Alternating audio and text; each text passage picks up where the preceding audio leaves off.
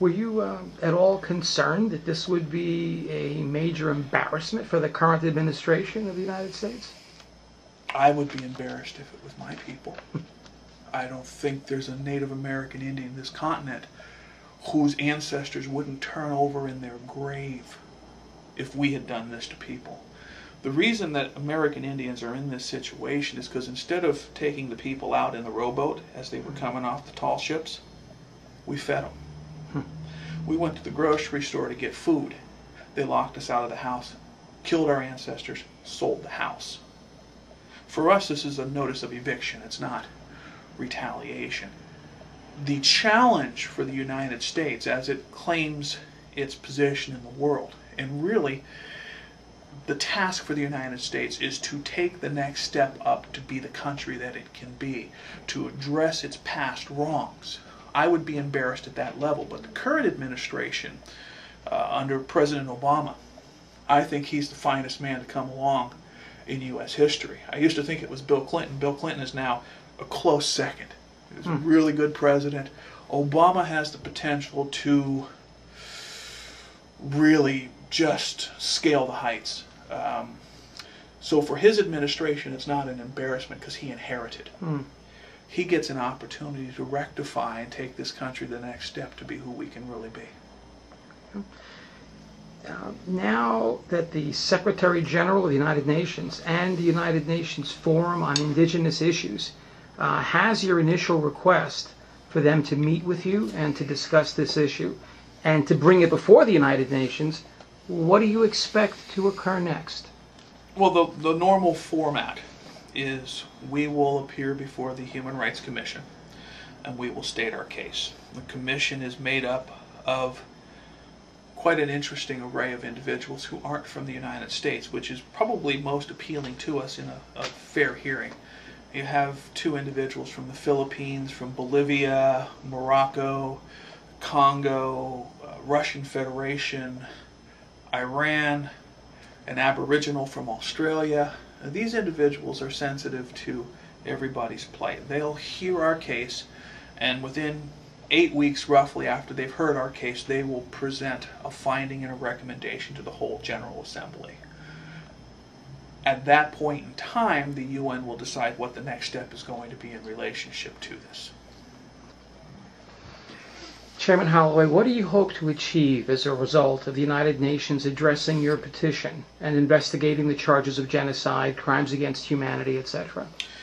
Well, first and foremost, we're hoping for an unbiased hearing. We feel that the international community has a vested interest in this particular issue, in that if the United States can't deal with its own internals and its original peoples in a fair, unbiased manner, how can they be expected to be trusted in relationship to other foreign governments and treaties going forward? We're also hoping that a hearing before the United Nations will stimulate dialogue with the Obama administration, and perhaps President Obama will be able to speak with Governor Corzine and express to him that our treaty is still in effect with the United States, and that refusing to acknowledge us and our treaty rights is really thumbing their nose at the country as a whole. I would say that's what we're most interested in. Even though this is now in the hands of the United Nations, would you be willing to sit down, even at this point, and negotiate a settlement with the state of New Jersey? I think dialogue is monumentally important. That's something we've been after for years. We've contacted all of the parties. Until this moment that we're talking right now, none of them have acquiesced to even discuss a mechanism whereby this can be ended. So yes, we not only welcome dialogue, we encourage it, we initiate it, but we do feel that the dialogue probably is going to have to come from the United States, more so now than the state of New Jersey. Have there been any other Native American cases similar to yours in other states? And if yes, what were the outcomes in those situations? Well, one has to take a look at American Indian relations in the United States, which is really a fairly recent phenomenon, given the fact that we were graciously bestowed citizenship in 1924. Kind of amazing that we were here for a few hundred years and then they all of a sudden noticed us. 1975, 76, we were given the right to practice our own religion, which is very nice of the United States, especially given that freedom of religion is founded in this country and guaranteed by the Constitution. But the majority of the cases have taken place in the last 20 to 25 years. Some of the impressive cases, the Oneida cases are legendary. In those cases, they were returned counties. Not just county, but counties. You have different situations.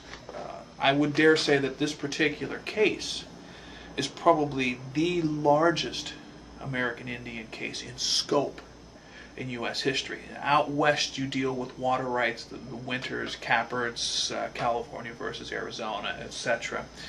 Midwest you have a lot of land reservation issues. East Coast you have hunting and fishing and restoral of original treaty rights. In our particular case, we're looking for the restoration of reservations, the restoration of hunting and fishing and water rights. Everything that you've seen on an individual basis across the country is all rolled into this case, with genocide and crimes against humanity on top of it. The Oneidas did a fabulous job, as I said. One of the great cases in Rhode Island resulted in the Rhode Island Indian Land Settlement Act, in which $100 million and hundreds of thousands of acres were returned to the Indians. Again, you see it in Maine, you see it in Florida. The Pequot were successful. Mohegans, the Onondaga, the list goes on and on. So all of those cases, especially on the eastern seaboard, are all wins. And the reason they're all wins is eastern seaboard Indians are first contact Indians. What I mean by first contact Indians is the Europeans come over and they make a left-hand turn and they run into the continent and they claim they discovered it, but it was kind of, their map was off. It wasn't lost, we were here. And as a result of that, the British Crown acknowledges, hey, there's somebody already here, they own the land. So all the treaties for the East Coast Indians are between them as sovereigns and the Crown. Once the United States is established and they come up with the interesting concept of manifest destiny, where everything's theirs by virtue of the fact that they live and breathe, the rest of the land becomes fee simple going across the country. But with us, our treaties are directly with the British Crown. So when the United States settles their dispute with England, they guarantee that those treaties are going to be grandfathered in and acknowledged. That is a one-to-one sovereign-to-sovereign basis, as opposed to just conquering and moving west. So you will see when you look at the court rulings, almost all of the East Coast Indian claims are won because we're sovereign. And barring the elimination or deliberate canceling of a treaty by Congress unambiguously, they remain in effect. What has happened is, because Indians weren't completely eliminated, because we weren't sterilized efficiently, because we weren't wiped out completely, we had a chance to get educated. And then they made us citizens. And once we learned how the courts worked, then it was time to come back and play the game by the other people's rules. And now we're playing by the dominant society's rules. And that's why you're seeing these wins.